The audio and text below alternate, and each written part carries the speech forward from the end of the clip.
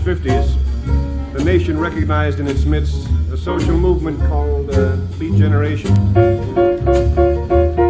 A novel titled On the Road became a bestseller, and its author, Jack Kerouac, became a celebrity, partly because he'd written a powerful and successful book, and partly because he seemed to be the embodiment of this new generation.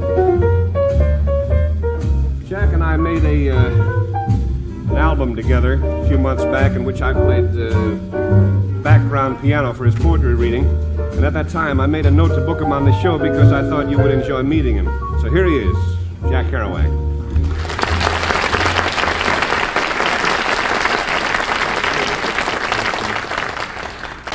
Jack told me a little earlier he was nervous. Are you nervous now?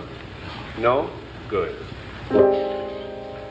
Jack, got a couple of square questions, but I think the answers will be interesting. How long did it take you to write On the Road?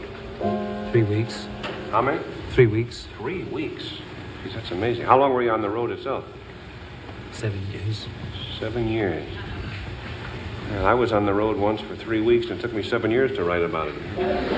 Or the other way around. I've heard that you write so fast that you don't like to use regular typing paper, but instead you prefer to use one big, long roll of paper. Is that true? Yeah. When I write narrative novels, and I want to change my narrative thought, I keep going. You don't want to change the pages at the end, you mean? 100-foot-long teletype paper. Oh, teletype rolls. Where do you get it? Huh? Where do you get the paper? Yeah, teletype paper. I mean, where do you get it? In a very good stationery store. I see. When I write my symbolistic, serious, impressionistic novels, I write them in pencil. Oh, yeah? I've seen a lot of your poetry written in pencil, but I didn't realize that's how you worked on the prose stuff. For narrative, it's good. Yeah, I got the most hard question of all, but everybody always puts it to you, I'm sure. I mean, because everybody always puts it to you. How would you define the word beat? I don't mean why not time. I mean, really, is there... sympathetic. Sympathetic? All right, I ask. Well, about this point, naturally, we plan to have Jack read some poetry. And while looking again through his book the other day, it struck me, it occurred to me all over again, that his prose is extremely poetic. I think it's probably more poetic than that. Who else writes poetic type prose? Thomas Wolfe, I guess. Walt Whitman. Uh-huh. In Specimen Days. Walt Whitman in Specimen Days. Actually, I thought you were putting me on there for a minute. Mm-hmm. All right, we'll look into that. And right now, we'll look into Jack Kerouac's On the Road, and he'll lay a little on you. You know, you don't even have to buy these pages. Want to try it? I'll play the blues as we did in the thing, and we'll see how it works out.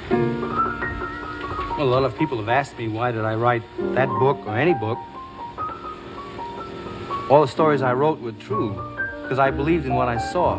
I was traveling west one time at the junction of the state line of Colorado, its arid western one, and the state line of poor Utah. I saw in the clouds, huge and massed above the fiery golden desert of even fall, the great image of God with forefinger pointed straight at me, through halos and rolls and gold folds that were like the existence of the gleaming spear in his right hand, which saith, "Come on, boy, go thou across the ground. Go moan for man. Go moan. Go groan. Go groan alone. Go roll your bones alone.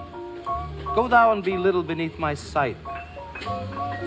Go thou and be minute as seed in the pod.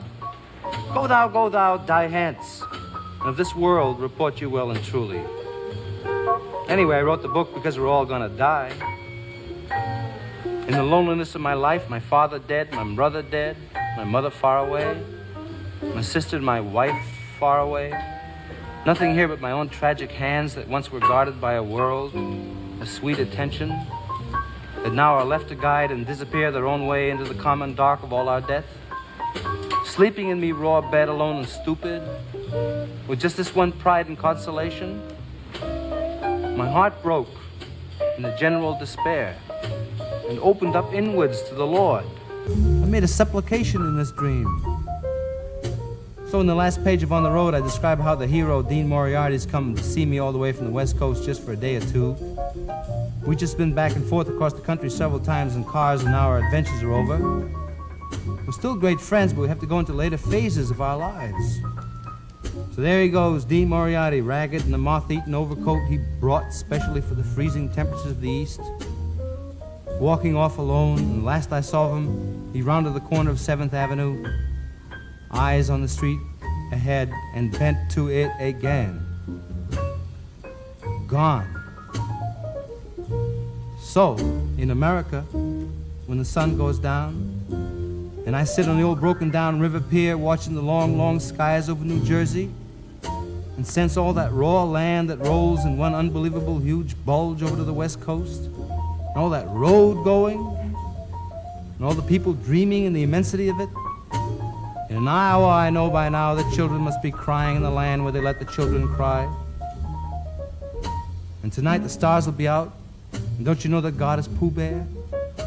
The evening star must be drooping and shedding her sparkler dims on the prairie, which is just before the coming of complete night that blesses the earth, darkens all the rivers, cups the peaks, and folds the final shore in. Nobody knows what's going to happen to anybody besides the forlorn rags of growing old. Think of Dean Moriarty, I even think of old Dean Moriarty, the father we never found. Think of Dean Moriarty, I think of Dean Moriarty.